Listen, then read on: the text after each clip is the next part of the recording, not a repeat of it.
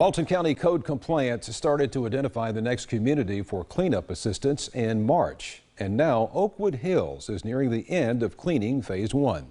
News 13's Alexia Chiropoulos tells us tonight what officers have seen and heard from residents in the area. The dumpsters that were out there were overflowing and people were stacking stuff beside the dumpsters. It was pretty crazy. Walton County Code Compliance Manager Mike Lynch and his team are continuing to clean up the Oakwood Hills community in Mossy Head. We've broken Oakwood Hills up into 4 phases. This phase is phase 1, and we've got 22 properties identified. Out of those 22 properties, 7 cases have closed and no longer have dilapidated structures, broken down vehicles, junk, or debris.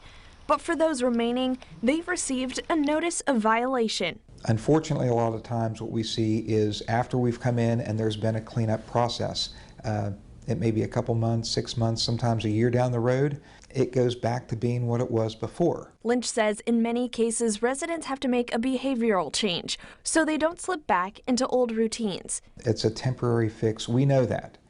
We hope that it lasts longer, but we know ultimately that we will be back. And in just a few months, Lynch says some residents have made changes. Once they complete phase 1, they will be heading more north to start phase 2. Just like El Paso, it takes a few months. Lynch tells me they hope to clean up all of Oakwood Hills by June 1st. That includes all the cases that need to go before a special magistrate if they do not comply immediately. In Walton County, Alexia Chiropoulos, News 13, Panhandle Strong.